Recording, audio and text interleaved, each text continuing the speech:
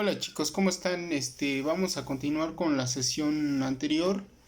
En esta parte vamos a ver lo que es el egoísmo universal positivo y la economía de mercado. Vamos a tratar de explicar la articulación que hay entre la teoría de los sentimientos morales y la riqueza de las naciones. Yo defiendo que la riqueza de las naciones no se puede entender si no se comprende la teoría de los sentimientos morales. Es digamos que yo pienso que la teoría de los sentimientos morales es, digamos, eh, una una consecuencia última de su análisis es la riqueza de las naciones. Vamos a tratar de mostrar un poquito eh, cómo construye su propuesta económica Adam Smith a partir de su propuesta moral, que eso es básicamente lo que vamos a hacer. Entonces nos vamos a ir al texto que les había dado de la tesis en la página 151, en el egoísmo universal positivo y la economía de mercado, que ese es el tema que vamos a ver el día de hoy. Entonces ahí vamos a leer un poquito para ir articulando un poco las ideas de lo que vamos a defender. Es aquí la idea que va a defender Smith de alguna manera también es de que la codicia tiene efectos positivos en la sociedad. Ese es básicamente lo que él sostiene a lo largo de toda la obra, ¿no? Pero vamos a ver cómo lo articula, eso es lo interesante, ¿no? Vemos ahí en la página 151 cómo va a articular estas dos propuestas. Dice ahí en el primer párrafo, dice: la riqueza de las naciones inauguró a la economía política clásica como ciencia social. Dice: con ella se proporcionó por primera vez una explicación sistemática del proceso de producción, circulación, distribución y consumo de la riqueza social. Dice: Smith intentó demostrar que la codicia no traía como tal efectos negativos o perjudiciales a la comunidad, por lo tanto jamás podría ser un vicio. Para demostrar que se trataba de una virtud, dice, la actividad propia de los mercaderes tuvo que demostrar que el propio interés se armonizaba con la pasión, la búsqueda de mejorar la propia condición o comunidad. Dice: está presente aquí la pretensión de Smith de vincular el principio, o sea, el propio interés, que ya es en él una virtud y que es derivada del método experimental, con la codicia, como lo hizo Hume con el propio interés y la justicia. Entonces, aquí, digamos, para que ustedes comprendan un poquito más qué es lo que está haciendo, cuál es la propuesta moral de Adam Smith, es que trata de articular tres categorías, que es el interés propio, lo va a tratar de articular con la simpatía, y esto lo va a tratar de articular con la justicia. Digamos, es las tres categorías que trata de articular Adam Smith.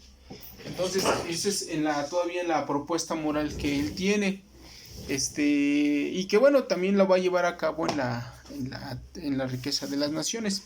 Ahora bien, dice, después dice: la reforma moral impulsada por los liberales, dice que antecede pues a la revolución política y a la revolución industrial. Dice: la riqueza de las naciones es en este sentido un intento por demostrar que la búsqueda del propio interés egoísta o autopreferencia es una de las causas del progreso social si se le deja actuar libremente, que esa es, digamos, la idea medular de todo el sistema liberal, ¿no?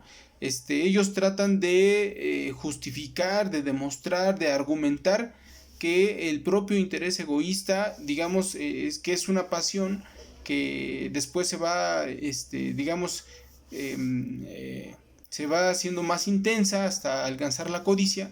Dice que esa es la que va a alcanzar el progreso social si se le deja actuar libremente. Es decir, que esta persona egoísta, exacerbada o codiciosa que de alguna manera encarna en el mercader o en el empresario, va a traer el progreso social si se le deja actuar libremente, ¿no? Vamos a ver en qué sentido está hablando Adam Smith. Dice después, dice: con ello además traerá el orden y la armonía social como efectos no intencionados derivados de los impulsos naturales de cada ser humano. Dice, la visión que tiene Smith acerca de ese tipo de hombre interesado en sí mismo es tan amplia que desarrolla todo un sistema encaminado a reformar el Estado, que eso es una parte muy importante, ¿no? Dice, la visión que tiene Smith acerca de este tipo de hombre interesado en sí mismo, etcétera, etcétera, es tan amplia que, va a reformar el Estado. Dice, en la primera obra, esto es muy importante, que es, digamos, lo que yo trato de defender, lleva a cabo una reforma moral, ¿sí? O sea, Smith lo que sostiene es que para que pueda crecer económicamente o desarrollarse económicamente un país, se tiene que hacer una reforma moral en donde ya no se vea la codicia como algo negativo o como algo vicioso, sino más bien como algo virtuoso, ¿no? Y que en ese sentido el mercader, que era antes el pagano, el egoísmo vulgar, en el sentido de que es ignorante, que solamente se deja guiar por sus meros impulsos naturales, que antes era, digamos, condenado por la comunidad por irracional, por todos los efectos negativos que puede traer, pues ahora se le vea de manera distinta, ¿no? Que ahora se le vea como una persona que en realidad pues no es tan mala, no es tan irracional, porque su propia guiarse por sus propias pasiones va a traer efectos positivos no intencionados, porque al final de cuentas no es su objetivo no es su objetivo ayudar a los demás, sino solamente ayudarse a sí mismo, ¿no? Procurarse a sí mismo.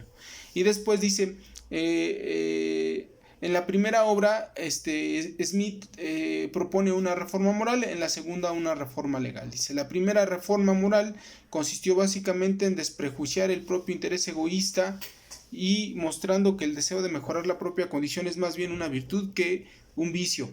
Dice, en la segunda, la reforma legal consiste en quitar todas las reglamentaciones que impiden la acumulación de capital, la competencia y el intervencionismo estatal, para que el sistema de libertad natural actúe por sí solo y se permita la acumulación, que esa es la idea que tiene Adam Smith.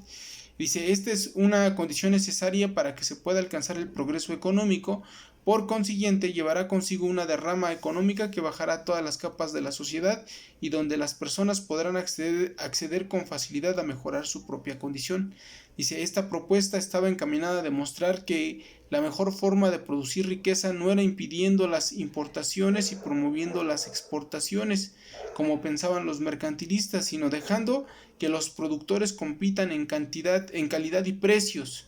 La tesis smithiana en la riqueza de las naciones está encaminada a demostrar que si se quitan todos los obstáculos al comercio o al intercambio comercial, dice, dejando que los hombres se preocupen solo por sí mismos, es decir, que busquen su propio provecho o que se dejen llevar solamente por sus impulsos naturales, esto permitirá incrementar la laboriosidad de los hombres y la competencia. Dice, con ello se incrementará el comercio, la industria, las ciencias, las artes, los transportes y en general el progreso de cualquier rama y de cualquier nación. Dice, la libertad natural que caracteriza a los seres humanos traerá como efecto una distribución natural del producto o de la riqueza entre las clases sociales. Dice, ello permitirá procurarle a cualquier habitante de cada país los lujos y comodidades que reflejarían la riqueza de ese país. Dice, Smith sostiene que la riqueza considerada está dirigida a incrementar esos lujos y esas comodidades. Lo que quiero resaltar en esta parte de la exposición es que la racionalidad estratégico-instrumental, dice, es la que permite construir todas las categorías económicas a partir de que el resorte de las acciones humanas son los instintos, que en sentido estricto no se pueden contener sino solo dirigir a la manera de Hume. Dice, para el caso de la economía no se trata de considerar todas las pasiones, sino aquellas pasiones que tengan efectos económicos positivos. Por ello, el propio interés egoísta y la avaricia, considerados como virtudes, adquieren un significado estrictamente económico porque está ligado a las actividades productivas.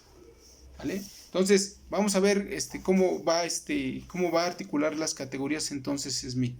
Bueno, vamos a ver cómo empiezan las riquezas de las naciones en el capítulo 1. Entonces ustedes pueden consultar la riqueza de las naciones. Yo les había comentado que ustedes pudieran consultar una buena traducción. Bueno, lo ideal siempre es leer el texto en su idioma, en el idioma original, pero bueno, en esta circunstancia ustedes pueden buscar el texto que a mi manera de ver, más bien el que logra hacer una buena traducción es este texto, que es del Fondo de Cultura Económica, y que este traductor, que se llama, a ver, déjenme ver, para que ustedes lo vean, Gabriel Franco, él hace una muy buena, una buena introducción y una buena traducción de este texto. Que este es el texto, miren chicos, son más o menos de este libro, son como 900 páginas ¿no? De la teoría de los sentimientos morales son 600 páginas, entonces hay que leer muchísimo para que podamos comprender la propuesta económica de Adam Smith, ¿no? Entonces hay otros autores que yo les voy a ir diciendo, ¿no? Está Germán Gutiérrez, que escribe un libro que se llama Ética y Economía en el Pensamiento de Adam Smith y Hayek. Está El filósofo y el mercader, también de un autor español, ahorita no lo recuerdo. Hay otro que es uno chileno, que son, a mí me parece que de las tres interpretaciones más interesantes que hay de Adam Smith, ¿no? Entonces, bueno, vamos al texto. Entonces ahí, en la página 152 dice: en La riqueza de las naciones, Adam Smith parte del papel que desempeña la división del trabajo. Dice, es decir, la reducción de las operaciones que lleva a cabo el trabajador independientemente dentro del proceso productivo para la satisfacción de necesidades. Dice, los mayores progresos de la capacidad productiva se deben fundamentalmente, dice, a la división del trabajo. Dice, cualquier nación se verá abastecida de una gran cantidad de cosas necesarias para la vida si se posee una mayor división del trabajo. Esto es, dice, el incremento de la productividad, dice, porque de ella depende la escasez y la abundancia de los bienes de un país, ¿sí?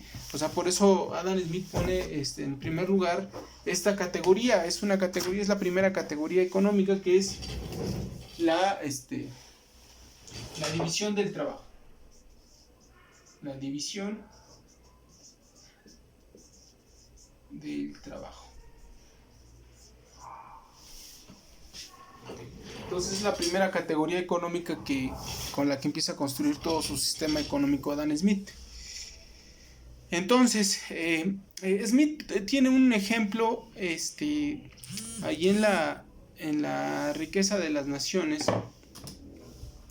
Tiene un ejemplo en el que él habla de un taller de alfileres, en donde hay una determinada cantidad de obreros que trabajan, digamos,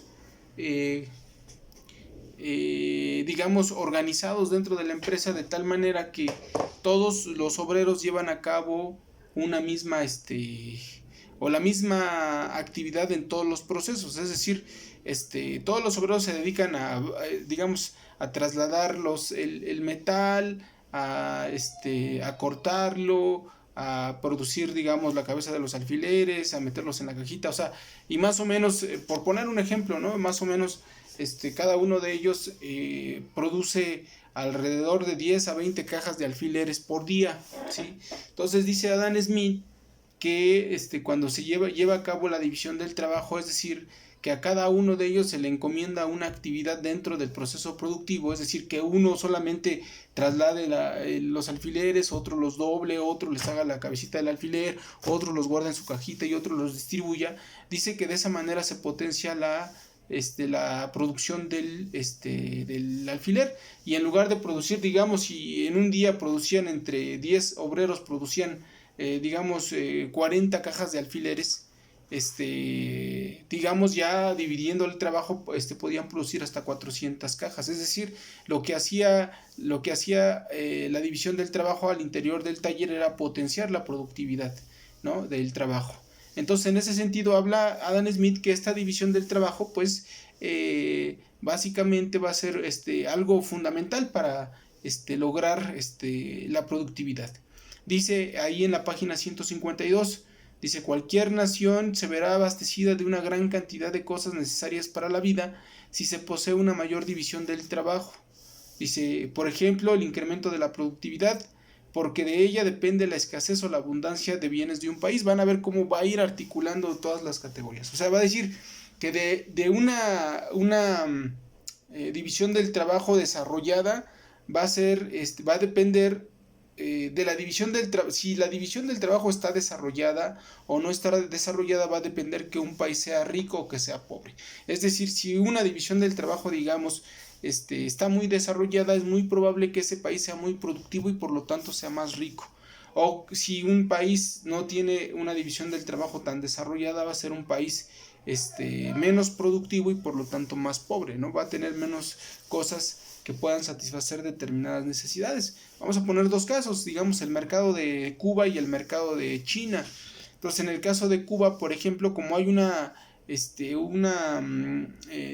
poca división del trabajo, digamos, o una división del trabajo muy escasa, entonces es muy probable que este país sea pobre, y que obviamente no abastezca la mayor cantidad de mercancías que necesitan para producir o para satisfacer más bien las necesidades de ese país. En el caso de China, se supondría que este país tendría una división muy desarrollada del trabajo y que por lo tanto la economía china o los chinos son muy productivos y que por lo tanto producen una gran cantidad de mercancías que permiten satisfacer pues todas las necesidades que tienen los chinos y por lo tanto ser un país más rico. Esa es, digamos, la circunstancia que dice Smith. Dice después, dice, cualquier nación se verá abastecido de una gran cantidad de cosas necesarias para la vida si posee una mayor división del trabajo. Dice, el incremento de la productividad, dice, esto es porque el incremento de la productividad depende de la escasez o la abundancia de los bienes de un país. Dice, la división del trabajo se desarrolla bajo tres circunstancias. Y la primera, dice, es la habilidad, la destreza o el juicio con que habitualmente se realiza un trabajo. Esto significa que cada trabajador individual, al reducirse el número de operaciones de su actividad, puede incrementar la capacidad productiva. El número 2 dice, las operaciones que se llevan a cabo entre los que están empleados en su trabajo útil respecto a los que lo están, deben reducir los tiempos entre una operación y otra. Dice, de ello resultará de igual manera el incremento de la capacidad productiva.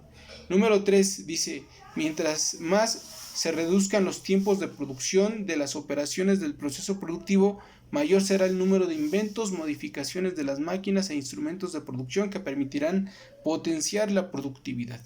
Entonces, a lo que va Smith es de que estas tres circunstancias, básicamente que es la habilidad o destreza de los trabajadores, digamos las operaciones que se llevan a cabo entre los empleados, o sea, si los empleados son hábiles o no, para reducir los tiempos de operación, etcétera, podrían incrementar la productividad y la cantidad de máquinas y herramientas que se puedan inventar o modificar dentro del proceso productivo. Dice que eso va a contribuir a que haya una mayor división del trabajo, ¿no? Entonces, después dice Smith, dice que estas tres causas del aumento estas son las tres causas del aumento de la capacidad productiva, permiten ubicar a un país rico como aquel que es más laborioso, es decir, que el que tiene una mayor división del trabajo va a ser, digamos, un país más productivo que el que no lo es. Dice, ya que el número de personas empleadas es mayor que las que no lo están y el número de producto neto arrojado es mayor. Dice, por otro lado, un país pobre es poco laborioso. No demanda tanta cantidad de bienes para satisfacer sus necesidades, dice, ya que el número de personas ocupadas es menor respecto al de las que no lo están.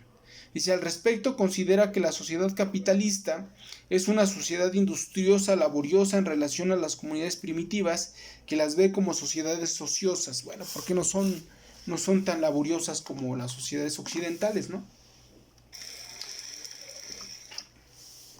Y bueno, dice después, dice el conjunto el conjunto de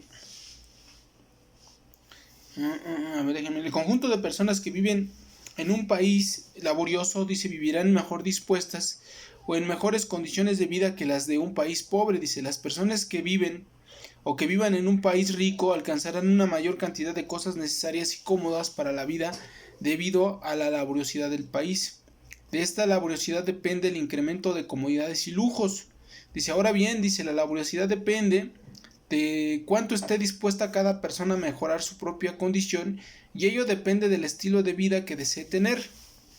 Dice, el progreso de una nación acompañada de una división desarrollada del trabajo se verá reflejado en su modo de vida. Dice, realmente comparada su situación con el lujo extravagante del grande, no puede por menos de aparecérsenos simple y frugal, pero con todo eso no es menos cierto que las comodidades de un príncipe europeo no exceden tanto las de un campesino económico y trabajador. Dice, como las de este superan a las de muchos reyes de África, dueños absolutos de la vida y la libertad de 10.000 salvajes desnudos, ¿no? Dice Smith entonces que lo que al final de cuentas va a traer la división del trabajo, que es el razonamiento es, digamos, muy sencillo. La división del trabajo va a potenciar la producción, o se va a volver más productiva la mano de obra, y el resultado de eso va a haber una mayor producción, ¿sí? Va a haber una mayor producción, digamos, y como consecuencia de ello va a haber en el mercado una mayor cantidad de cosas necesarias para la vida, y obviamente esto va a traer como consecuencia también que las personas puedan incrementar sus comodidades y lujos. Eso es lo que dice Adam Smith, ¿no? Ok. Y después dice, bueno, en esta comparación que le está diciendo, es que, y bueno, como son datos empíricos, es obvio que dice que un campesino o un obrero inglés va a vivir mucho mejor que incluso, o al nivel de un rey de África, dice, dueño de 10.000 salvajes, ¿no?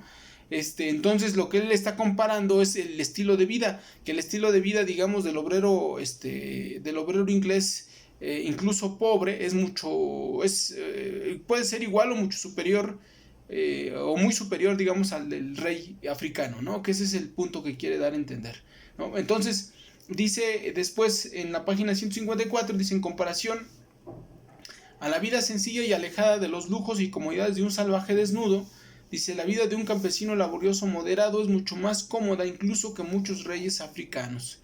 Señala que el grado de comodidad está ligado al crecimiento de la riqueza en cierto grado. Dice, el desarrollo de la división del trabajo permitió que se incrementara la productividad y con ella todos los oficios, las artes, las ciencias, el comercio, los transportes, etcétera.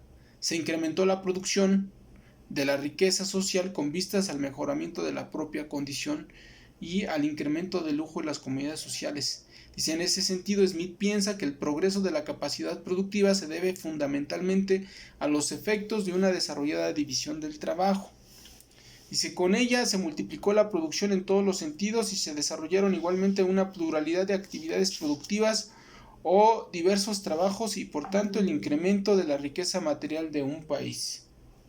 Dice, un individuo goza pues de una mejor posición y una mayor riqueza cuando se ve rodeado de comodidades. Dice, si se observan las comodidades del más común de los artesanos o jornaleros de un país civilizado y próspero, se ve que el número de personas cuyo trabajo, aunque en una proporción muy pequeña, ha sido dedicado a procurarle esas comodidades, dice, supera todo cálculo, ¿no? Entonces aquí lo que da a entender Smith es que los artesanos o jornaleros, dice que viven, digamos, más cómodamente, que digamos, que estos salvajes de los que habla en África, ¿no? Bueno, así en ese lenguaje se refiere Smith. Dice después, la riqueza de un país no solo resulta de un incremento sustancial de la producción de bienes u objetos materiales, sino de toda la población desocupada que es capaz de absorber en cada rama productiva. Ojo, esto es muy importante. Dice, la riqueza de un país no solo resulta del incremento sustancial de la producción, sino de toda la población desocupada que es capaz de absorber en cada rama productiva. Es decir, que también la riqueza de un país no solamente depende de que se produzca,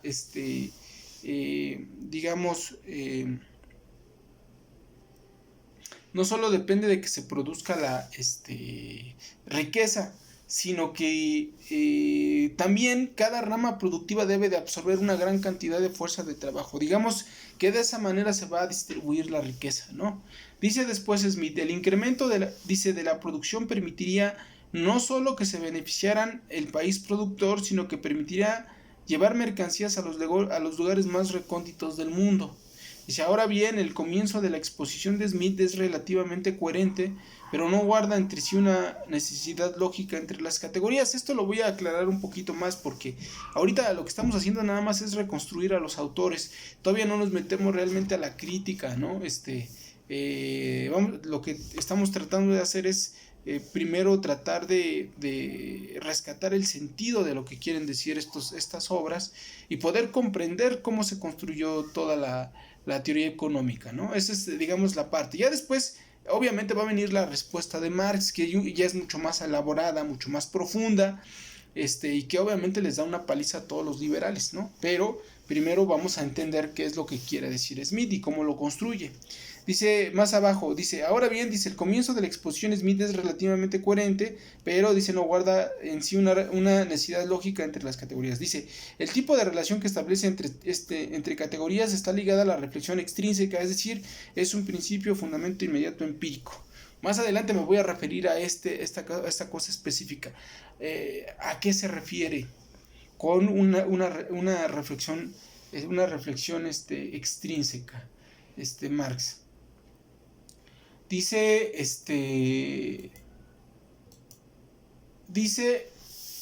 Adam Smith que,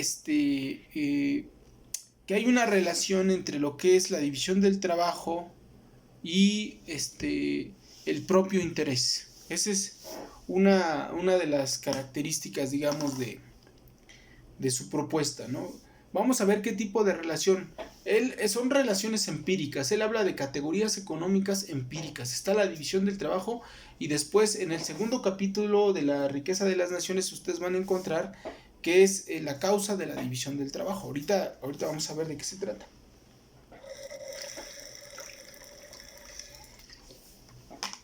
Dice Smith, bueno, continuando con esto. Dice en el 2.5.1 que es la libertad natural. Vamos a ver primero de dónde saca Smith esto de la libertad natural. ¿Se acuerdan que lo vimos en Hume? Que es para él la libertad natural, que es la libertad de espontaneidad. ¿Se acuerdan? Que digamos que no tiene explicación y que son impulsos naturales que tienen efectos positivos, ¿no? Que esa es básicamente la idea que trata de mostrar Hume, pero Adam Smith va a retomar toda esa idea de lo que es la libertad natural, chicos. O sea, hay que ver este concepto de libertad natural. Quiero que entiendan que es fundamental, chicos, comprender qué significa la libertad en la teoría de lo que es la economía política burguesa. ¿Por qué razón? Porque nosotros tenemos que analizar y tenemos que ver si realmente esa libertad es realmente la libertad. Porque acuérdense que ellos parten siempre de la idea de que el hombre ya es libre, ¿sí? Y si nosotros partimos del hecho de que el hombre es libre, pues entonces ya no hay necesidad de buscar la liberación. Pues ¿por qué? Pues porque ya estás en un mundo libre, ¿no? Cuando obviamente dice Marx, no es libertad, es una esclavitud, pero es una esclavitud moderna, oculta, ¿no? Y por esa razón hay que buscar la libertad. Pero bueno, eso lo vamos a ver más adelante. Dice acerca de la libertad natural Smith, dice, esta está expresada por medio de las pasiones, que no son otra cosa que los instintos naturales que no tienen explicación. Dice, según Smith, este principio que causa la división del trabajo no tiene explicación, sino que solo se limita a decir que es producto de una propensión de la naturaleza humana. Vamos a ver cómo Adam Smith comprende qué es la libertad natural. Dice Adam Smith, ahí en el capítulo 2 de la riqueza de las naciones, dice, esta división del trabajo, que es la que veíamos anteriormente, que es lo que va a hacer una división amplia del trabajo, una división desarrollada del trabajo, va a traer muchos beneficios para la sociedad. Va a ser una sociedad más productiva, que haya más productos y que puedan consumir más, ¿no? Ese es, digamos, digamos, los beneficios de una división desarrollada del trabajo. Pero ahorita no estamos viendo los beneficios, estamos viendo cuál es la causa de la división del trabajo. Fíjense, esta división del trabajo de la que derivan tantos beneficios, dice, no es el efecto de ninguna sabiduría humana que prevea y que procure la riqueza general que dicha división ocasiona.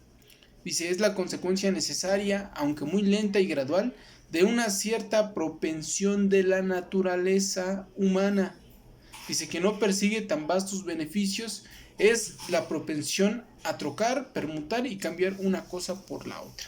Eso es lo que está diciendo Smith. Entonces dice Smith que la división del trabajo, chicos, ¿qué es la división del trabajo? La división del trabajo es, como se entiende, la forma en la que se divide el trabajo. Acuérdense que en la antigüedad había una división natural del trabajo, que esta división del trabajo, ¿sí? Esta división del trabajo se dividía primero por género, que eran hombre-mujer, que era una división natural del trabajo, ¿sí? Pero posteriormente esta división se va a desarrollar todavía más, ¿no? Se van a dividir, digamos, las actividades productivas también por género, etcétera, etcétera, etcétera. Entonces vamos a ver, entonces lo que está diciendo Smith, que como esta división del trabajo produce esto, es una división natural. Esta división natural, digamos, es causada por algo que previamente lo está causando, y él dice que él le llama una propensión de la naturaleza. ¿A qué se está refiriendo con una propensión de la naturaleza? Se está refiriendo al propio interés. Acuérdense, al propio interés egoísta, ¿sí? Pero aquí hay algo que no comprenden los economistas, que cuando Adam Smith se refiere al interés egoísta en la riqueza de las naciones, nunca dice que esto es un vicio, dice que esto es una virtud, chicos, y eso es lo que no se logra comprender, ¿sí?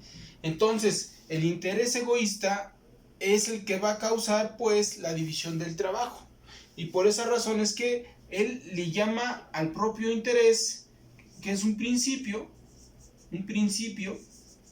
que explica todas las categorías económicas. Es decir, está diciendo que el propio interés egoísta, que era un principio de la moral, lo extrae de la moral y lo implanta en la economía, y con ese principio del propio interés, o que de los seres humanos nos guiamos por el propio interés, empieza a construir las demás categorías, la división del trabajo, va a construir después lo que es el precio natural, el precio de mercado, la extensión del mercado, qué es el mercado, va a hablar del salario, del precio y la ganancia, va a construir todas las categorías. Entonces yo lo que quiero que entiendan es que para Adam Smith ese principio que tenía, digamos, en el ámbito moral, que era propio interés egoísta, era una virtud más que un vicio, ahora lo traslada a la economía y dice, es igual, sigue siendo igual, ¿no? No porque sea egoísta una acción quiere decir que sea viciosa, ¿no? Quiere decir que es virtuosa porque tiene efectos positivos, y más adelante lo va a demostrar él. Dice después, citando a Smith, bueno, esta idea de la propensión de la naturaleza, él se está refiriendo a que una cualidad o una característica que distingue a los hombres de los animales es una propensión a trocar, a permutar o a cambiar una cosa por otra. O sea, lo que está diciendo es que lo que distingue al hombre del animal es el intercambio. Eso es lo que está diciendo Adam Smith a grandes rasgos, ¿no? Que, bueno, eso es muy discutible, pero vamos a ver, no es como en el caso de los racionalistas, que ellos decían que lo que distingue al ser humano es que nosotros pensamos y los animales no. Aquí lo que está diciendo es que aquí lo que distingue al animal del ser humano es que los seres humanos intercambiamos cosas, ¿no? Y los animales no. Eso es lo que está diciendo Adam Smith, ¿no? Pero que yo pienso que eso es solamente un sofisma, porque en realidad pues intercambiamos, pero el saber que intercambiamos ya nos hace racionales. Ese es el punto, ¿no? Entonces vamos a ver qué más dice Smith. Dice, lo que Smith sostiene es que la división del trabajo no es resultado de un plan es decir, de un modelo sistemático de planificación del actuar humano que se haya desarrollado previamente para dirigirlo o encauzarlo. Nadie lo planeó y nadie lo dirige. La división del trabajo es el resultado de cierta propensión natural o inclinación de la naturaleza, así lo dice él. Dice, al igual que Hume, Smith cree que esta inclinación es producto de las pasiones, esto es, los instintos, pero no le interesa averiguar el origen de esa inclinación donde construye toda su argumentación, solo atina a decir que es innata, ¿no? Eso es lo que dice, o sea que es es una estructura natural que tenemos ahí, que no tiene explicación, simple y sencillamente la tenemos, ¿no? Dice, dice después el texto, dice, los instintos son una estructura natural que no tiene explicación y que dice y que es la que constituye a la libertad natural. Acuérdense que lo que decía Hume es que cuando los impulsos, o sea, los instintos de conservación y los instintos de reproducción surgen de una estructura natural, ese impulso es lo que llama Hume como un acto libre, ¿no? Entonces, por esa razón es de que para Smith eso es la libertad, o sea que simple y sencillamente el hecho de que nosotros tengamos actos o impulsos reproductivos o impulsos de conservación, eso ya significa que nosotros somos libres. Aquí la pregunta es, ¿pero de verdad eso es la libertad? O sea, eso es algo muy, muy importante. Porque los animales también tienen impulsos, los pollos, los perros, ¿no? Tienen instintos de reproducción, instintos de conservación. Y eso es algo que es característico de la naturaleza. Pero, entonces aquí tendríamos que sostener que ellos también son libres, ¿no? Pero obviamente él entiende la libertad, por eso se le llama esto, es la libertad natural. Hegel le llama a esto que le llama una libertad negativa, ¿no? Más adelante también vamos a ver esa situación. Dice, esta libertad natural significa que somos gobernados por los impulsos o instintos que se necesitan para quitar los obstáculos morales y legales para regirnos por ellos debido a los efectos positivos. Dice Adam Smith.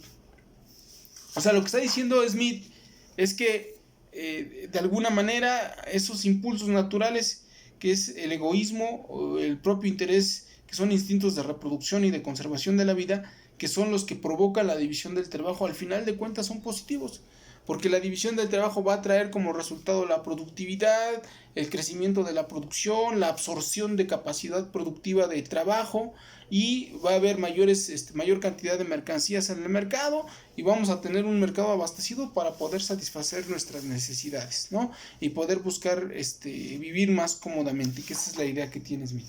Dice a continuación, ahí Smith dice, proscritos enteramente todos los sistemas de preferencia o de restricciones, no queda sino el sencillo y obvio de la libertad natural que se establece espontáneamente y por sus propios méritos. Todo hombre, con tal de que no viole las leyes de la justicia, debe quedar en perfecta libertad para perseguir su propio interés como le plazca, dirigiendo su actividad e invirtiendo sus capitales en concurrencia con cualquier otro individuo o categoría de persona.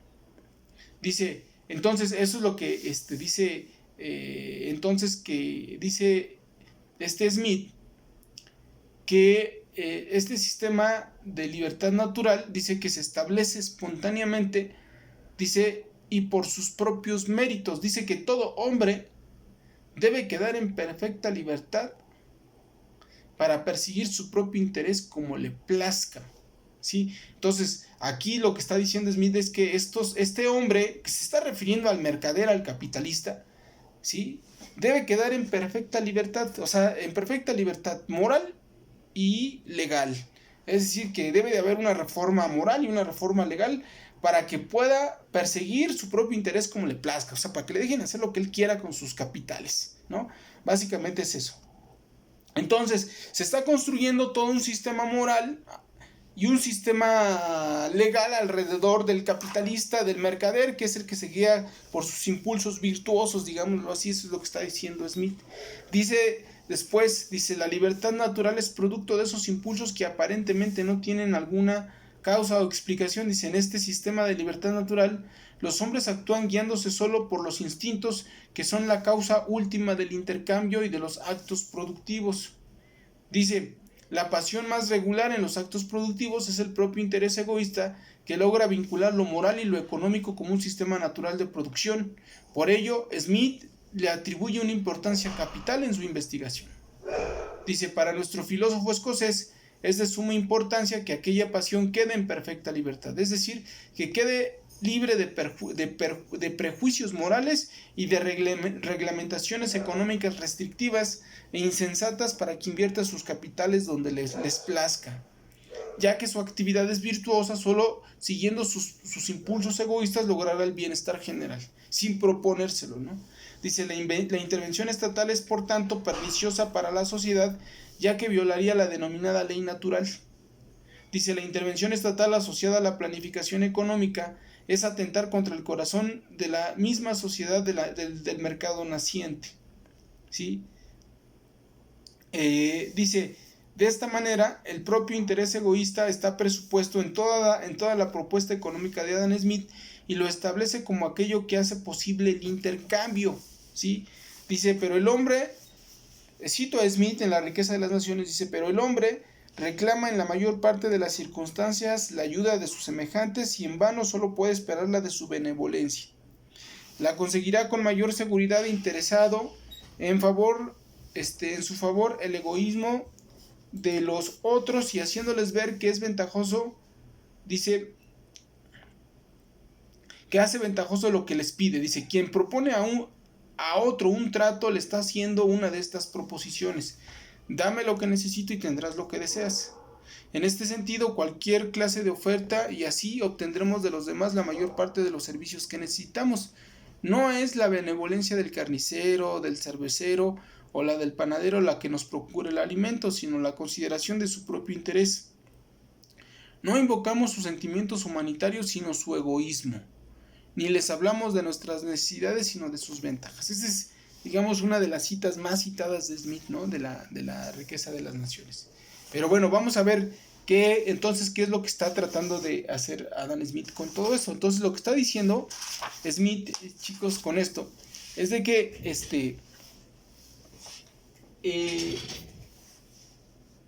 nos está diciendo que el propio interés es el que causa la división del trabajo.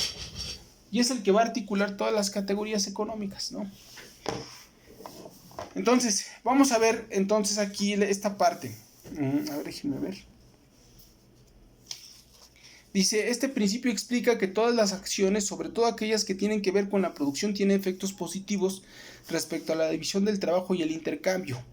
Con ello, Smith intenta justificar los motivos por los cuales somos impulsados a intercambiar los productos y hasta qué punto ese egoísmo es del todo ventajoso, ya que permite la división del trabajo, el incremento de la productividad y como consecuencia la riqueza social.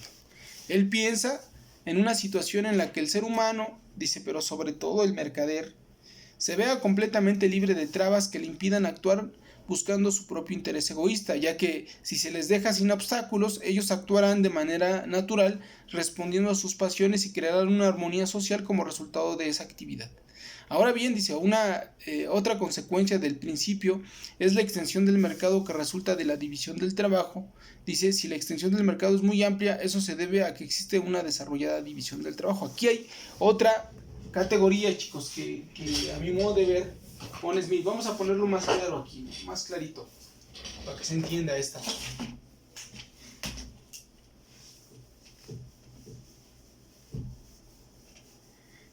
Entonces, ¿cómo articula las categorías?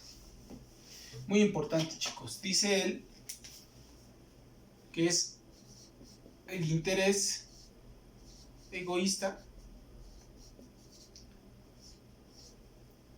va a articular lo que es la división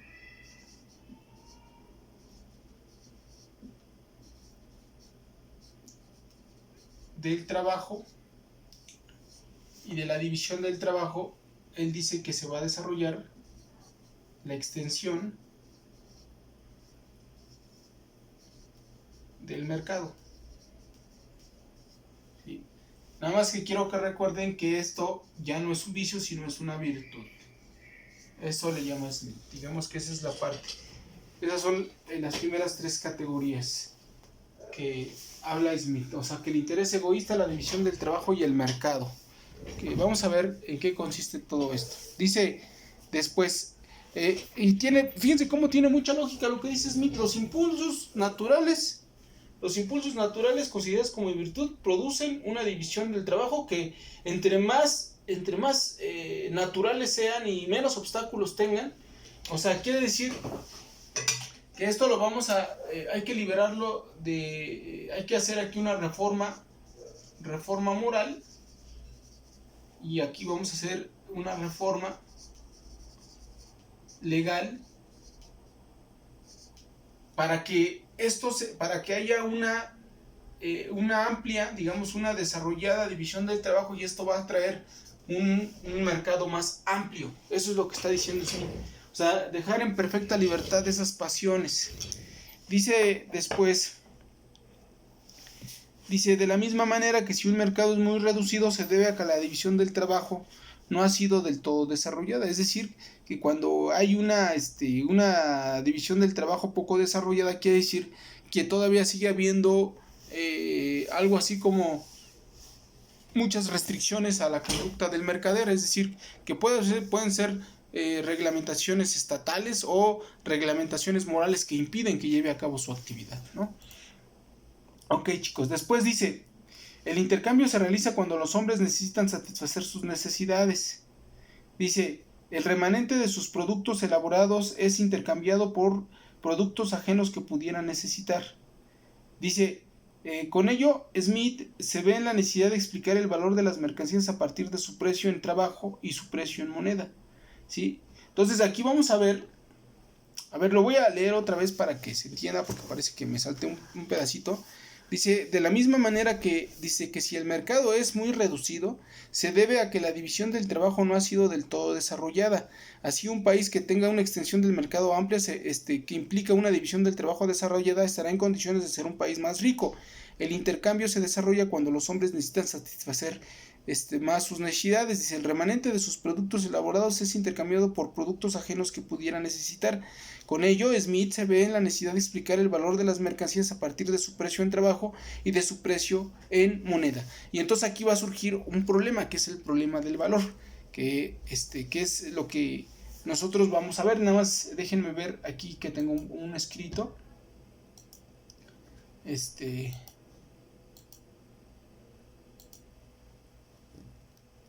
Donde está más claro, ok.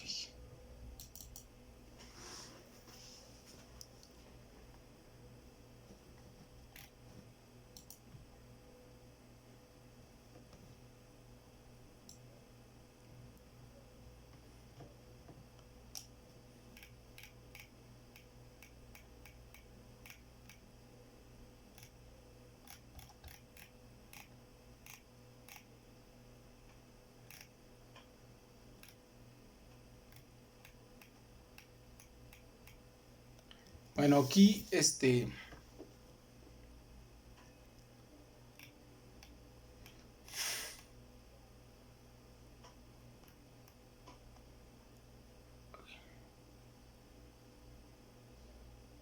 ok, aquí es a donde viene el problema del valor, chicos. Cuando dice que, digamos, en el caso de un país que tenga una amplia división del trabajo, va a intercambiar su producto con otro país que también tenga una desarrollada división del trabajo, ambos países van a intercambiar sus excedentes. Eso es muy importante. Como van a intercambiar sus excedentes, entonces ellos se tienen que plantear el problema de cuánto valor me estoy desprendiendo y cuánto valor me van a dar por las mercancías de las que me estoy desprendiendo. Entonces dice que aquí el texto en la página 152 dice, con ello Smith se ve en la necesidad de explicar el valor de las mercancías a partir de su precio en trabajo y su precio en moneda. Dice, no se trata de cualquier valor, sino de valor económico. Dice qué porcentaje de valor materializado en el intercambio se realiza en cada transacción. Dice, en este sentido, nuestro autor desarrolla toda una explicación, desarrolla toda una explicación acerca de la teoría del valor trabajo que permita comprender el intercambio de las mercancías, ¿sí? Respecto, obviamente respecto de su valor. Dice, él sostiene que el valor tiene dos significados diferentes, que esta es la parte interesante que ustedes ya se van a asociar. Dice que, entonces lo que está diciendo él es que, obviamente, existen dos mercados, digamos, existen dos mercados, en este caso, tenemos el mercado A, que tiene una división desarrollada del trabajo, y un mercado B, que también tiene una división desarrollada del trabajo, ¿sí? Pero es obvio que ellos van a querer intercambiar sus excedentes, y estos también van a querer intercambiar sus excedentes. Entonces lo que Adam Smith se plantea es qué es lo que permite el intercambio de A por B. Y él dice, chicos, que al final de cuentas, que un mercado o un mercader va a intercambiar su producto, pero también tiene que saber cuánto valor, en cuánto le va a dar o en qué precio va a vender su producto y en cuánto va a comprar los productos ajenos, ¿no? Que ese es un problema del intercambio, cómo se va a determinar el valor, ¿sí? Entonces, dice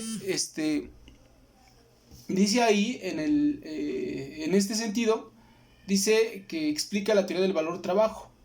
Entonces, después dice que él sostiene que el valor tiene dos significados diferentes. Dice, el valor, o sea, el valor de cada mercancía tiene, valor de la mercancía A tiene dos significados. A uno le llama valor de uso, que ustedes ya lo conocen, y al otro valor de cambio, ¿sí? Entonces, dice que así lo divide. Y después dice, el valor de uso se materializa en el uso o el consumo de las mercancías. Cuando posee mucho valor en uso, tiene poco valor en cambio. Dice, cuando las mercancías poseen mucho valor en cambio, no adquieren ningún valor en uso. Esa es una distinción de Smith. Dice, las personas son ricas o pobres en función de las cantidades de trabajo materializado en las mercancías que se encuentran dispuestas a intercambiar. Dice, en el intercambio lo que se pone en juego es la cantidad de trabajo ajeno que está dispuesto a enajenar o adquirir. Por ello, afirma que el valor del trabajo, al no cambiar nunca de valor, es el único y definitivo patrón efectivo por el cual se comparan y estiman los valores de todos los bienes, cualesquiera que sean las circunstancias de lugar y de tiempo. Entonces eso lo dice Adam Smith. Pues, ¿qué es lo que está diciendo Smith? Bueno, pues lo que ustedes ya conocen, que lo que determina el intercambio de las mercancías A y B es el trabajo, el tiempo de trabajo socialmente, tiempo de trabajo que tarda en producirse. Dice, aunque tienen una relevancia fundamental para explicar el intercambio, Smith no le da el lugar al trabajo como principio que explique el comienzo de toda articulación de las categorías económicas, sino que solo le da importancia, dice, como una medida universal de medir el valor.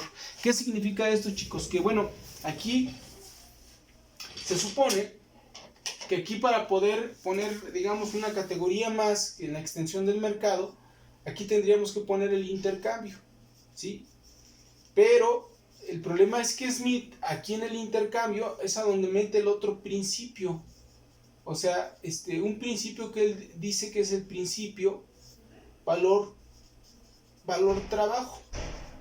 Y aquí es a donde yo encuentro una dificultad, chicos, porque él ya había establecido un principio acá, que es el principio del propio interés. Entonces hay dos principios en economía según Smith. Este principio, que es el que explica los impulsos, que es el interés egoísta, y después en el ámbito del intercambio explica el valor trabajo. Ahí como que él no logra comprender que está estableciendo dos principios, pero no explica cuál es su articulación, ¿no? Entonces más adelante, por eso Ricardo, cuando veamos a David Ricardo, se van a dar cuenta de cómo Ricardo sí se da cuenta de esta situación. O sea, que él dice, bueno, es que Smith se equivocó, no es el propio interés lo que explica las categorías económicas, sino es el valor trabajo. Y ahí me parece que lo lee muy bien Marx a Adam Smith. De hecho, a mí me parece que no ha habido ningún autor que haya comprendido de mejor manera a Adam Smith que Marx, ¿no? Ok. Entonces, eso es lo que está diciendo Smith sobre el valor, y que y que realmente el trabajo es la medida universal y es el principio que explica toda articulación de categorías. Dice, del valor, en este caso categorías del intercambio. Dice, quizás este defecto de la teoría de Smith se deba fundamentalmente a no comprender del todo la trabazón interna de las categorías a la manera de Marx. Dice, a mi modo de ver, tiene de grandes dificultades para comprender la relación que existe entre las categorías, lo que lo lleva a una confusión del principio respecto a las categorías. Sus argumentos carecen de una fundamentación lógica estricta. Esto es mucho más claro cuando expone el problema del dinero. Dice, ahí queda perplejo cuando intenta encontrar la relación entre el patrón monetario y la unidad de medida del valor. Dice, regresando respecto al problema del valor materializado en las mercancías, sostiene que el precio real de todas las mercancías radica en el esfuerzo y fatiga que su adquisición supone. Dice, cada mercancía se compara con otra mercancía para estimar su valor. Por ello, dice, cada mercancía se intercambia habitualmente más por dinero que por trabajo. Dice, sin embargo, el dinero, como es más habitual su uso, sigue siendo la medida exacta del valor de cambio real de todas las mercancías en un mismo tiempo y lugar. Aunque el análisis del dinero tiene una importancia capital en su análisis, jamás hubiera podido saber que era o que se trataba de una mercancía más. Bueno, hasta ahí estamos viendo lo que es el intercambio. Ok, ya a nivel del intercambio, chicos, ya vimos, fíjense cuántas categorías llevamos. 1, 2, 3 y el intercambio 4 categorías, ¿sale? Ahora vamos a ver, aquí vamos a poner 2 categorías más, ¿sí? Que Smith va a distinguir. Espero que me sigan, porque es complicado aquí. Entonces aquí en el intercambio vamos a ver 2 categorías más, que es el precio natural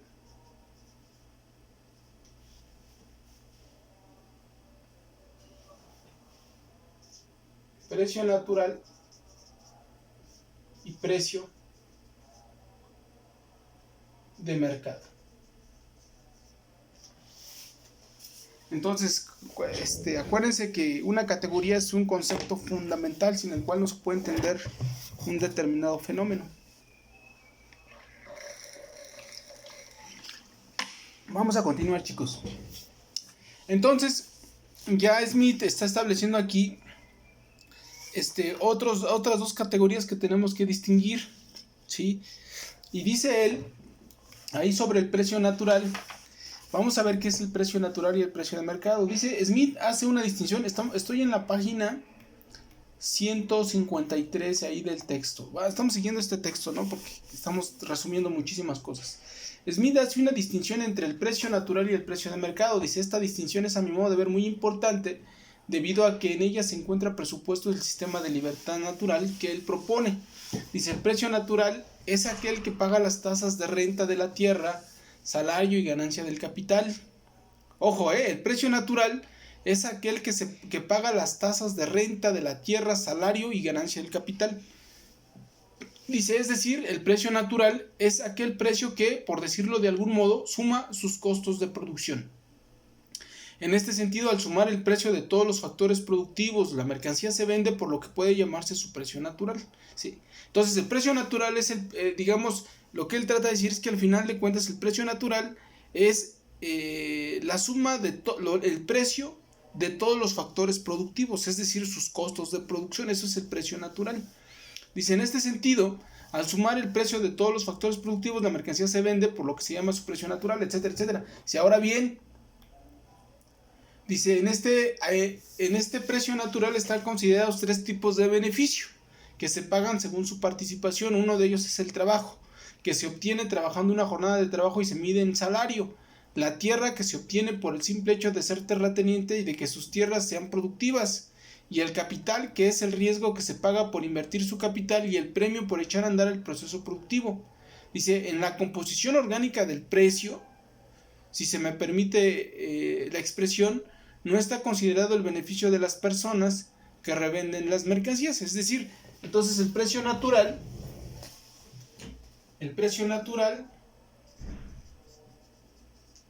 es igual al salario más la renta,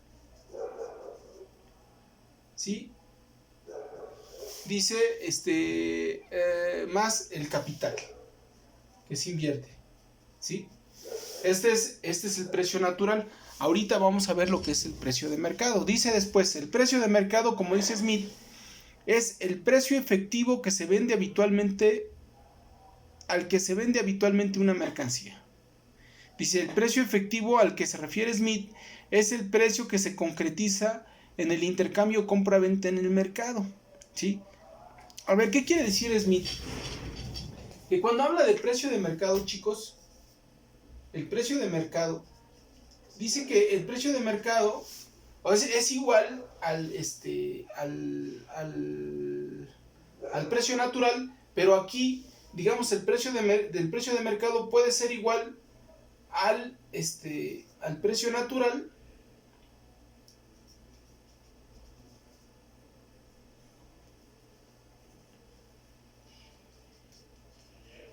o puede ser por encima del precio natural, ¿sí? Que el precio de mercado sea mayor que el precio natural.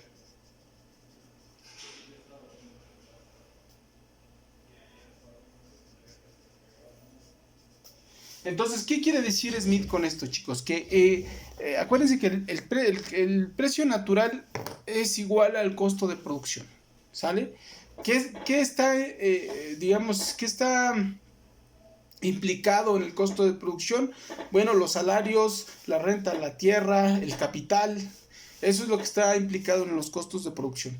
Pero cuando él habla del precio de mercado es la sumatoria de los costos de producción más la ganancia, chicos. Esto es muy importante. Pero cuando dice que el precio natural se efectiviza, dice o se concretiza en el intercambio real de la compra-venta en el mercado. Es decir, que digamos, si yo vendo una torta de tamal, digámoslo así, ¿no? Vendo una torta de tamal y la torta de tamal, el costo de producción de la torta de tamal me vale 5 pesos. Ese es mi costo de producción. O sea, ahí ya estoy pagando los salarios, la renta de la tierra y la ganancia. Ya ahí están, digamos, distribuidos los costos, ¿no? Pero la ganancia, no sé, ¿de qué va a depender la ganancia? De la competencia. ¿Por qué? Porque puede ser una ganancia de 10 o de 15 pesos. Si él es el único productor, en este caso que fuera el monopolio, ¿no? Pero digamos, si fuera una competencia monopolística, o sea, que hubiera varios tamaleros, a lo mejor la ganancia no es de 15, sino es de 10. Ese es el precio de mercado y la ganancia es de 5, ¿sí? Y a lo mejor si hubiera, digamos, un oligopolio, a lo mejor la ganancia no sería de 10, sino de 12, ¿no? Entonces, el precio de mercado va a depender de la competencia, chicos. O sea, no es... el precio de mercado no es algo fijo, sino es algo que va a variar dependiendo de las circunstancias de cada mercado. Eso es lo que quiere decir Smith, ¿no? Dice después, el precio efectivo al que se refiere Smith es el precio en el que se concretiza en el intercambio de compra-venta en el mercado. Dice, este intercambio se encuentra condicionado por la oferta y demanda de mercancías, ¿sí? La variación del precio del mercado dependerá del abastecimiento o desabastecimiento de los que participan en él, es decir, de la competencia, ¿no? Dice después, las variaciones del precio siempre tienen que estar próximas al precio natural. Dice Smith, dice, el precio natural viene a ser, por esto, el precio central alrededor del cual gravitan continuamente los precios de todas las mercancías. Dice, esto significa que los precios mínimos a que toda mercancía se puede aproximar es a su coste de producción. Es pues el precio mínimo a que se puede vender toda mercancía a su precio natural. Dice, la persona que venda por debajo de ese precio se vería en problemas de pérdida o, como dice Smith, actuaría de manera insensata. Es decir, es lógico lo que dice Smith. O sea, que no se puede vender por debajo del precio natural. Es decir, ningún mercader, si su tamal le costó 5 pesos, no te lo va a vender en 3 porque ya estaría perdiendo. Y el sentido del comercio no es que pierdas, sino que ganes. Ese es el sentido de lo que está diciendo Smith. Y el que vende, digamos, por debajo del precio natural, pues es una persona insensata, ¿no? ¿Por qué? Pues porque no sabe su negocio, pues. Dice Smith, el aumento de los precios se debe a 2 factores que son de la mayor importancia. Según nuestro autor, o sea, cuando hablamos del aumento del precio del mercado, O sea, y que hay factores que influyen en el aumento o disminución del precio de mercado. Dice, según nuestro autor, el primero de ellos se debe a causas naturales. Dice, estas alzas del precio son evidentemente efectos de causas naturales que impiden satisfacer plenamente la demanda efectiva. Dice, causas que pueden continuar obrando siempre del mismo modo. Dice, por causas naturales, entiende aspectos circunstanciales como accidentes, intervenciones gubernamentales, factores climáticos o cualquier otra circunstancia. Lo que llama la atención de estas causas, dejando de lado los factores climáticos, es que las intervenciones gubernamentales y lo que Smith llama los secretos industriales los clasifica dentro de las causas naturales que dice que en última instancia se deben a decisiones prácticas de particulares. Es decir, lo que pasa es que Smith hace una clasificación un tanto ambigua, porque él habla, por ejemplo, de que los aumentos de los precios se deben, digamos, a factores climáticos. Eso creo que queda muy claro. Por ejemplo, si ahorita que es, digamos, temporada de limón, cae un temporal en los estados productores de limón, pues es obviamente que ese temporal va a acabar con la mitad de la cosecha, se va a escasear el limón y por lo tanto va a aumentar su precio. Ahí se puede explicar, digamos, los factores climáticos. Pero también cuando él habla de las intervenciones gubernamentales, se refiere a que, por ejemplo, un gobernante aumenta los impuestos, digamos, por esta situación, circunstancia que tenemos, aumenta los impuestos, y es obvio que si aumenta los impuestos de la producción de limón, el precio del limón va a aumentar de precio. Ese es una intervención gubernamental. Pero también Smith llama los secretos industriales. O sea, se refiere a la especulación, ¿no? Es decir, que los limoneros saben que, digamos, pueden ocultar toneladas y toneladas de limón con la intención de que aumente su precio para después sacar de sus bodegas ese limón y poder obtener mayores ganancias. Aquí el problema es que los secretos industriales y las intervenciones gubernamentales no son por causas naturales, chicos. Eso es por la especulación y la codicia de los mercaderes y en cierta forma también de los gobernantes, porque quieren obtener mayor ingreso en las arcas públicas para poder gastarlo en lo que ellos pretendan, ¿no? Entonces, básicamente eso es lo que está diciendo Adam Smith, ¿no? Pero dice después que hay otro factor, que aumenta el precio de las mercancías, ¿sí?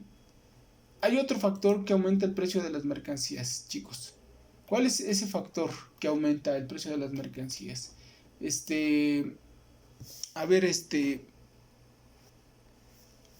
Ok, esta otra causa de la que habla Smith, chicos, es otro factor que aumenta el precio de mercado, según dice Smith, que es el monopolio. Vamos a ver cómo lo cita. Estoy aquí en la página 154. Él dice: un monopolio otorgado a un individuo o a una compañía de comercio produce el mismo efecto de un secreto manufacturero comercial. Dice: los monopolistas, manteniendo siempre bajas las disponibilidades de sus productos en el mercado y no satisfaciendo jamás la demanda efectiva, venden sus géneros, dice, a un precio mucho más alto, ¿sí?, que el natural, y elevan por encima de la tasa natural sus ganancias, bien consistan estas en salarios y en beneficios. Entonces, ¿qué es lo que está diciendo Smith? Que los monopolios especulan de alguna manera con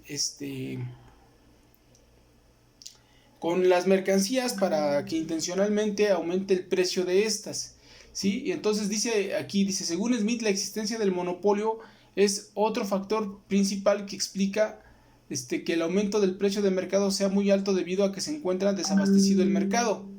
Dice,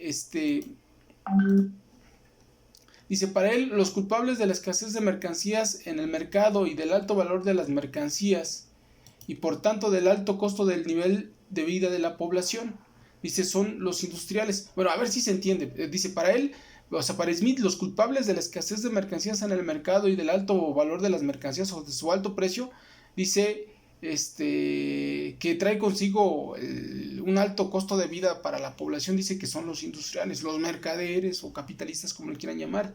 Dice, en este sentido, el alto precio de las mercancías no permitiría que la población en general pueda acceder a mejorar su propia condición o comodidad, que esa es, digamos, su propuesta que él había planteado desde un principio. Dice, de ahí que el obstáculo más importante sea la existencia misma del monopolio. Dice, este problema no permite que la propuesta de Smith se pueda concretizar. Dice, Smith cree que si se pudiera eliminar el monopolio, esto traería como consecuencia una baja considerable en el precio de las mercancías a consecuencia de una mayor competencia en precios y calidad. Dice, recordemos que la clase de los industriales, según Smith, se benefician con las propuestas mercantilistas de protección del mercado interno. Dice, con la baja de los precios del mercado, las clases más bajas podrían acceder a mejorar su propia condición o comodidad. Esto sería propiamente el objetivo de Adam Smith, en apariencia, ¿no? Entonces, ¿qué es lo que está diciendo Smith? Bueno, que el monopolio de alguna manera es responsable del alto costo de las mercancías y que por lo tanto pues la misma sociedad tiene carencias o está en la pobreza o que no puede acceder a mejorar su propia condición o comodidad porque el monopolio, digamos, se beneficia al aumentar el precio, al no haber competencia, etcétera, etcétera. Entonces los precios son muy elevados, ¿no? Entonces, aquí lo que está diciendo Smith está recomendando acabar con el monopolio, que esa es la idea de Smith. ¿Por qué? Porque si se acaba con el monopolio, de alguna manera los resultados económicos van a ser benéficos para todos. Vamos a ver qué es lo que está diciendo Smith. Dice, recordemos que la clase de los industriales, según Smith, se benefician con las propuestas mercantilistas de protección del mercado interno. Dice, con la baja de los precios del mercado de las clases más bajas podrían acceder a mejorar su propia condición o comodidad. Dice, esto sería propiamente en apariencia el objetivo de Smith. Dice, no hay que perder de vista que Smith está culpando a las prácticas monopólicas medievales, es decir, a los comerciantes que han pactado con las autoridades a cambio de un dispendio en dinero para mantener el mercado interno cautivo. Entonces, aquí dice Smith que de alguna manera lo que hicieron los mercaderes fue, digamos, pactar con los reyes para tener cautivo el mercado y poder enriquecerse, ¿no? Obviamente enriqueciéndose sin competir, escaseando la producción, etcétera, etcétera, etcétera, ¿no? Entonces, Smith está criticando a los mercantilistas en ese sentido. Dice después, en este contexto Smith todavía está fortalecido el régimen feudal y los está acusando de haraganes porque no compiten. Dice Smith, está seguro que su propuesta tendrá buena recepción entre las clases bajas y las clases altas. Dice, en las clases bajas porque ayudará a mejorar las condiciones de vida y en las clases altas porque tendrán una mejor forma de acumular riqueza compitiendo, dice. Por ello los precios de libre competencia serían los precios ideales a diferencia de los precios de mercado bajo el monopolio. ¿Sale? Ok, vamos a ver la cita, chicos. Dice, el precio de monopolio es en todo momento el más alto que se pueda obtener. Por el contrario, el precio natural o de libre competencia es el más bajo que se pueda conseguir. No en todas las ocasiones, pero sí en un periodo considerable de tiempo. El primero, que es el precio de monopolio, es el mayor que se pueda exprimir a los compradores o que se supone están dispuestos a pagar. Dice el segundo, que es el precio de libre competencia, es el más bajo posible con que se contentan los vendedores sin dejar de operar en el respectivo renglón. Entonces aquí ya Smith distingue dos, el precio de monopolio y el precio de libre competencia. ¿Sí? Entonces tiene mucha claridad en este punto porque lo que está diciendo Smith es que el monopolio hace aumentar el precio y la competencia lo hace reducir, que esa es, digamos, la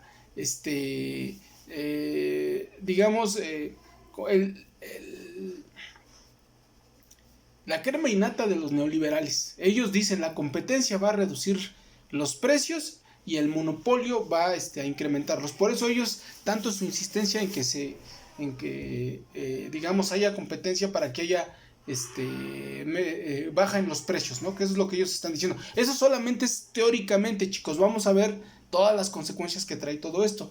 Dice Smith en la 155, la competencia reducirá el precio de mercado y permitirá que las capas más bajas de la sociedad puedan acceder al consumo de mercancías que les permite elevar su nivel de vida. Sin embargo, el monopolio aumenta los precios provocando la pobreza de la gente, de ahí que sea necesario eliminar el maldito espíritu de monopolio. A mi modo de ver, la competencia en calidad y precios entre mercaderes afectaría de manera considerable a los propios mercaderes y beneficiaría a los consumidores. Sin embargo, aquí encuentro una dificultad en el planteamiento de Smith. Él cree que la competencia puede bajar el precio de mercado de las mercancías y con ello, dice, mejorar las condiciones de vida de las clases bajas. Pero por otro lado señala que la ganancia que se obtiene solo elevando el precio de las mercancías o la acumulación de capital es indispensable para lograr tal objetivo. Tanto la competencia como la ganancia tienen una fuerte influencia en el aumento y disminución de los precios, pero ambas categorías son opuestas entre sí. Dice, no se puede aumentar la competencia y al mismo tiempo aumentar la ganancia o viceversa. Esta dificultad es, a mi modo de ver, capital para valorar la propuesta económica de Adam Smith. Más adelante veremos a profundidad este punto. Entonces, ¿qué es lo que está poniendo de manifiesto Smith? Bueno, él sostiene que, que de alguna manera, supongamos que hay un monopolio en el mercado y digamos cambiamos la reglamentación, o hacemos reformas jurídicas para que eliminar el monopolio y permitimos, digamos, entrar más empresas, que es lo que hicieron los neoliberales aquí. O sea, como teníamos el monopolio del petróleo, hicieron toda la reforma energética para que pudieran entrar más más empresas y pudieran producir más y poder competir entre ellas y bajar el precio, ¿no? Como se dieron cuenta, durante muchos años no bajó el precio. Vamos a ver por qué. Porque digamos, eso es lo que Smith no dice, ¿no?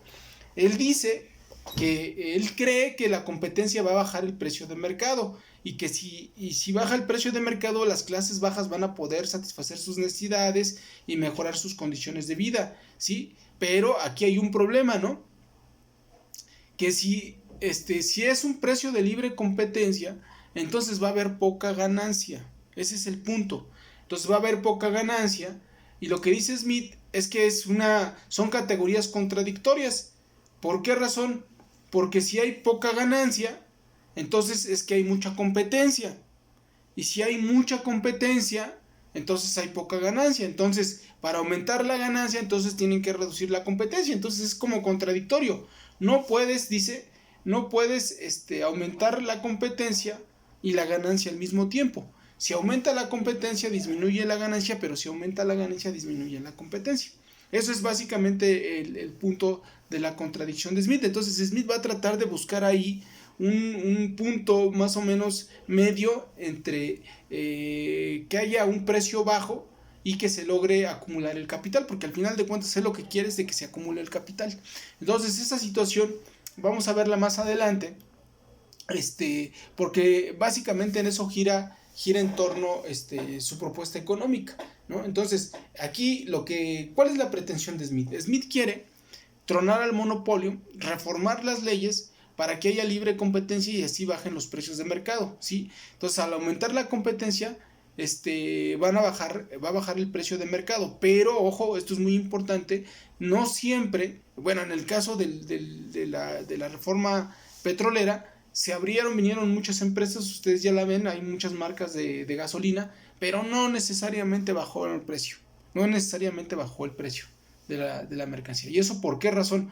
Porque Smith está pensando que realmente hay una competencia férrea entre los capitalistas, pero van a ver que los capitalistas tienen forma de poder engañar, que compiten, ¿no? Eso lo vamos a ver más adelante y por esa razón es que no bajan los precios y sí aumentan sus ganancias de ello. Pero eso lo vamos a ver en la siguiente sesión para ir un poquito rescatando toda esta propuesta. El siguiente tema que vamos a ver es el salario, la ganancia y la renta de la tierra, ¿sale? Entonces nos vemos la siguiente sesión, chicos. Por mientras vayan viendo esto y voy a ir tratando de hacerlo más rápido que se pueda para que tengan las clases completas.